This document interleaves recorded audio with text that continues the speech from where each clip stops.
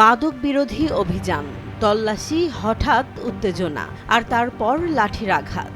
ঢাকার একাধিক স্থানে পুলিশের অভিযানের ভিডিও ভাইরাল হওয়ার পর উঠেছে বড় প্রশ্ন, আইনের সীমা কোথায়? পুলিশ কি চাইলেই বল প্রয়োগ করতে পারে?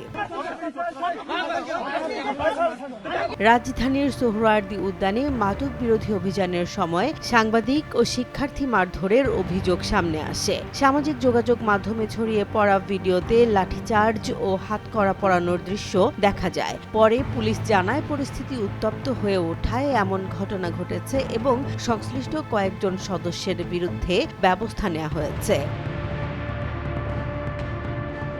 একই ধরনের অভিযোগ উঠেছে ধানমন্ডির লেক ও চাঁদপুরে অভিযানের ক্ষেত্রেও। কিশোরদের আটক, উঠবোস করানো ও মুচলেকা নেয়ার অভিযোগ ঘিরে সমালোচনা চলছে। পুলিশের দাবি, নির্দিষ্ট তথ্যের ভিত্তিতেই অভিযান চালানো হয়েছে। আইন বিশেষজ্ঞরা বলছেন, পুলিশের বল প্রয়োগ হতে হবে প্রয়োজনীয় ও সামঞ্জস্যপূর্ণ। আন্তর্জাতিক মানদণ্ড অনুযায়ী শক্তি প্রয়োগ করা যাবে কেবল তখনই যখন তা একেবারে অনিবার্য। অতিরিক্ত বল প্রয়োগ যেমন বেআইনি, তেমনি পুলিশের কাজে বাধা দেওয়াও অপরাধ।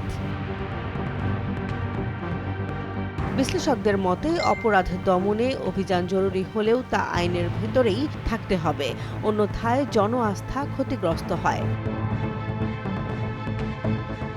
মাদক ও অপরাধ নিয়ন্ত্রণে কঠোরতা দরকার, কিন্তু সেই কঠোরতা হতে হবে আইনের সীমার ভেতরে। অভিযোগের নিরপেক্ষ তদন্তই এখন সবচেয়ে গুরুত্বপূর্ণ।